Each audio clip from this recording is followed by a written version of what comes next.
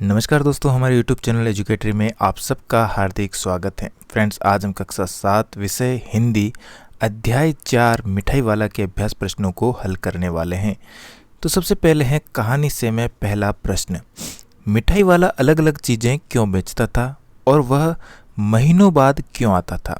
हमारा उत्तर है मिठाई वाला अलग अलग चीज़ें इसलिए बेचता था क्योंकि उसका पूरा परिवार जब से छिन गया था वह बहुत अकेला हो गया था। वह बच्चों के साथ रहना चाहता था, उनका प्यार पाना चाहता था। वह अलग अलग चीज़ें इसलिए बेचता था ताकि बच्चों का ध्यान उसकी तरफ ही रहे, और महीनों बाद इसलिए आता था ताकि बच्चे उसके आने का इंतज़ार करें और उनके मन में मिठाई वाले के लिए उत्सुकता बनी रहे। प्रश्न 2, मिठाई वाले में वे कौन से गुण थे जिसकी वजह से बच्चे तो बच्चे, बड़े भी उसकी ओर खींचे चले आते थे? हमारा उत्तर होगा मिठाई वाला सबसे और ज़्यादातर बच्चों से विनम्र और सभ्य व्यवहार करता था। उसके आते ही हर जगह हलचल हो जाती थी। छोटे छोटे बच्चों को युवतियां गोद में लेकर छज्जों से नीचे झांक कर देखती थी। मिठाई वाला मादक मधुर ढंग से गाता, जिसकी वजह से बच्चे ही नहीं बड़े भी उसकी तरफ चले आते थे। प्रश्न 3, विजय बाबू एक ग्राहक थे और मुरली वाला एक विक्रेता। दोनों अपने अपने पक्ष के समर्थन में क्या तर्क पेश करते हैं? हमारा उत्तर होगा विजय बाबू मुरली वाले से भाव पूछ रहे थे जो उन्हें अपने बच्चों के लिए लेनी थी। मुरली वाले ने कहा कि सबको 3-3 में दी है, आपको 2 में दे दूंगा। लेकिन यह सुनकर विजय बाबू असंतुष्ट हो जाते हैं और कहते हैं सबको इतने में ही दी है और मुझ पर एहसान लाद रहे हो। मुरली वाला कहता है भले ही दुकानदार कितनी ही हानि उठाकर कम कीमत पर क्यों न बेच दे, परंतु ग्राहक को हमेशा यही लगता है कि दुकानदार उसे लूटकर उस पर अत्याचार कर रहा है। प्रश्न 4, खिलौने वाले के आने पर बच्चों की क्या प्रतिक्रिया होती थी? हमारा उत्तर है खिलौने वाले की मधुर वाणी सुनते ही बच्चों में हलचल मच जाती थी। वे पार्क से झुंड बनाकर भागने लगते। किसी की चप्पल टूट जाती थी तो किसी की पैंट ढीली होकर गिरने लगती थी। वे खिलौने वाले के समीप पहुंचकर खिलौने के दाम को तय करने लगते और कहते हम भी लेंगे मुरली। प्रश्न 5, रोहिणी को मुरली वाले के स्वर से खिलौने वाला का स्मरण क्यों हो आया? हमारा उत्तर होगा प्रतिदिन नगर की प्रत्येक गली में उसका मादक मृदुल स्वर सुनाई पड़ता, बच्चों को बहलाने वाला मुरलिया वाला। रोहिणी ने भी मुरली वाले का यह सुर सुना, तुरंत उसे खिलौने वाले का संस्मरण हो गया। उसने मन ही मन कहा खिलौने वाला भी इसी तरह गा गा कर खिलौने बेचा करता था। प्रश्न 6, किसकी बात सुनकर मिठाई वाला भावुक हो गया था? उसने इन व्यवसायों को अपनाने का क्या कारण बताया? हमारा उत्तर होगा रोहिणी की बात सुनकर मिठाई वाला भावुक हो गया था। मिठाई वाले ने रोहिणी के कहने पर सब बताया कि वो ऐसे अलग अलग सामान क्यों बेचता है। उसने कहा कि वह एक संपन्न व्यक्ति था, उसका भी बहुत प्यारा परिवार था। अब वह अकेला है और इन व्यवसायों को अपनाकर आत्मसंतुष्ट होने का प्रयास करता है। अब वह दूसरों के बच्चों में अपने बच्चों को खोजकर अपना प्यार प्रकट करता है। प्रश्न 7, अब इस बार ये पैसे न लूँगा। कहानी के अंत में मिठाई वाले ने ऐसा क्यों कहा? हमारा उत्तर है मिठाई वाला अपनी कहानी सुनाते सुनाते भावुक हो गया था।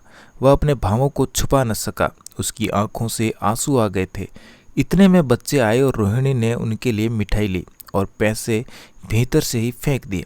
मिठाई वाले ने पेटी उठाई और कहा कि अब यह पैसे नहीं लूँगा। उन बच्चों में अपने बच्चों का रूप देखकर वह बिना पैसे लिए ही चला गया। प्रश्न नंबर 8, इस कहानी में रोहिणी चिक के पीछे से बात करती हैं। क्या आज भी औरतें चिक के पीछे से बात करती हैं? यदि करती हैं तो क्यों? आपकी राय में क्या यह सही है? हमारा उत्तर होगा चिक के पीछे पहले वाली औरतें ही बात करती थी, क्योंकि पहले औरतों पर बहुत पाबंदियां होती थी। लेकिन आधुनिक युग में ऐसा नहीं है। आजकल औरतों को समान अधिकार दिए गए हैं। हर क्षेत्र में पुरुष के साथ कंधे से कंधा मिलाकर चलती हैं। लेकिन आज भी कई गांव ऐसे हैं जहां औरतों को अभी भी स्वतंत्रता से वंचित रखा जाता है। लेकिन यह बिल्कुल भी सही नहीं है, क्योंकि स्त्रियों और पुरुषों का जीवन जीने का समान अधिकार होता है। कहानी से आगे में पहला प्रश्न, मिठाई वाले के परिवार के साथ क्या हुआ होगा? सोचिए और इस आधार पर एक और कहानी बनाइए। हम उत्तर देंगे, हम ऐसा सोच सकते हैं कि मिठाई वाले का परिवार कहीं घूमने गया हो और वहाँ उनको दंगों जैसी क्षति पहुंची हो, जिससे उसका पूरा परिवार मिठाई वाले से छिन गया और अब मिठाई वाले का घर पर अकेले मन न लगने के कारण वह अपने घर एक संगीत कक्षा शुरू कर देता है। वह सभी बच्चों को बिना पैसों के संगीत सिखाता ताकि वह खुद को अकेला न समझे और सभी के साथ उसका मन लगा रहे।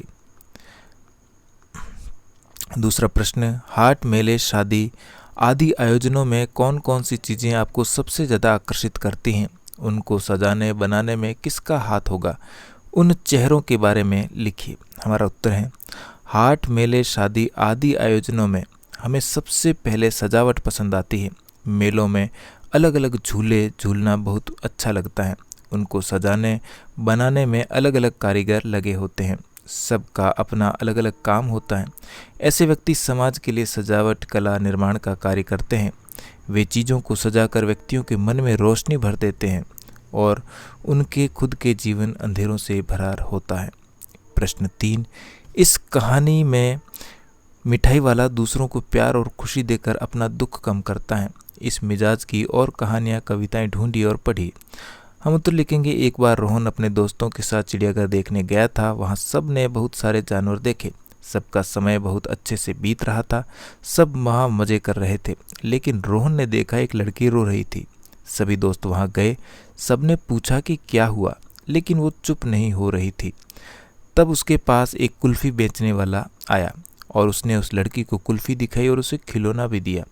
तब उस लड़की ने उन्हें बताया कि वह क्यों रो रही थी। उसने बताया कि वह खो गई है। सब ने उसके माता पिता को ढूंढा और उस लड़की की सहायता की। हमें भी ऐसे ही दूसरे की मदद करनी चाहिए।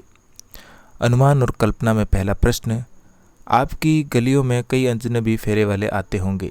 आप उनके बारे में क्या क्या जानते हैं? अगली बार जब आपकी गली में कोई फेरी वाला आए तो उससे बातचीत कर जानने की कोशिश कीजिए। उत्तर में हम लिखेंगे, हमारी गलियों में अनेक फेरी वाले आते हैं। कुछ हमारे आसपास के मोहल्ले से होते हैं। रोज़ आने की वजह से उनसे अच्छी जान पहचान हो जाती है। कुछ अपनी आजीविका कमाने के लिए अलग अलग जगह से आते हैं। कुछ का यह पेशा होता है। यह सब हमें फेरी वालों से बात करने से पता चलता है। प्रश्न 2, आपके माता पिता के ज़माने से लेकर अब तक फेरी की आवाज़ों में कैसा बदलाव आया है? बड़ों से पूछकर लिखिए। उत्तर में हम लिखेंगे, हमारी माता और पिताजी के ज़माने से अब तक फेरी वालों की आवाज़ों में बहुत अंतर आया है। पहले फेरी वाले स्वयं मुंह से आवाज़ लगाते थे। वे गांव की बोली बोलते थे, परंतु अब लोग माइक, स्पीकर का प्रयोग करते हैं और भाषा भी बदल गई है। तीसरा प्रश्न, क्या आपको लगता है कि वक्त के साथ फेरी के स्वर कम हुए हैं? कारण बताइए। हम उत्तर लिखेंगे, नहीं, फेरी वालों की संख्या कम नहीं हुई है। आजकल कई ऐसी बस्तियां और कॉलोनी हैं जहां फेरी वाले घूमते हैं। अभी भी कई जगह हैं जहां गरीबी कम नहीं हुई है और लोग घूमने वाले फेरी वालों से ही सामान खरीदते हैं। भाषा की बात में पहला प्रश्न, मिठाई वाला, बोलने वाली गुड़िया, ऊपर वाला का प्रयोग है। अब बताइए कि वाला से पहले आने वाला शब्द संज्ञा, सर्वनाम, विशेषण आदि में से क्या है? उत्तर में हम लिखेंगे, मिठाई जातिवाचक संज्ञा है तथा बोलने वाली विशेषण शब्द हैं।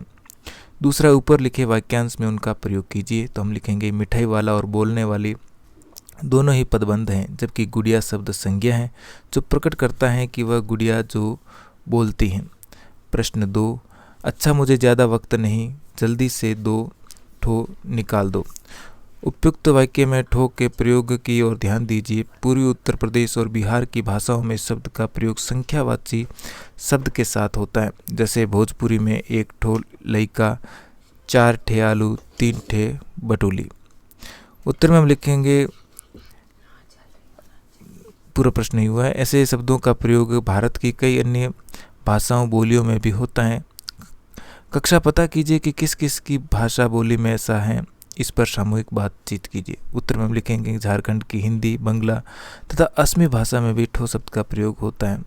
तीसरा, वे भी जान पड़ता है, पार्क में खेलने निकल गए। क्यों भाई, किस तरह देते हो मुरली, दादी चुन्नू मुन्नू के लिए मिठाई लेनी है, जरा कमरे में चलकर ठहराओ। भाषा के ये प्रयोग आजकल पढ़ने सुनने में नहीं आते, आप ये बातें कैसे कहेंगे? उत्तर में हम लिखेंगे, ऐसे लगता है कि वे पार्क में खेलने चले गए। क्यों भैया, ये मुरली कितने की देते हो? दादी चुन्नू मुन्नू के लिए मिठाई लेनी है, उसे कमरे में बुला लो। कुछ करने को मैं पहला प्रश्न, फेरी वालों की दिनचर्या कैसी होती हैं, उनका घर परिवार कहाँ होगा, उनकी ज़िंदगी में किस प्रकार की समस्याएं और उतार चढ़ाव आते होंगे, यह जानने में छात्र छात्राएं कुछ प्रश्न तैयार करें और फेरी वालों से बातचीत करें। प्रत्येक समूह अलग अलग व्यवसाय से जुड़ी हुई फेरी वालों से बातचीत करें। उत्तर में हम लिखेंगे, फेरी वालों की दिनचर्या काम करते हुए ही शुरू होती है और काम करते हुए खत्म हो जाती हैं। उनकी ज़िंदगी में समस्याओं का उतार चढ़ाव चलता रहता है।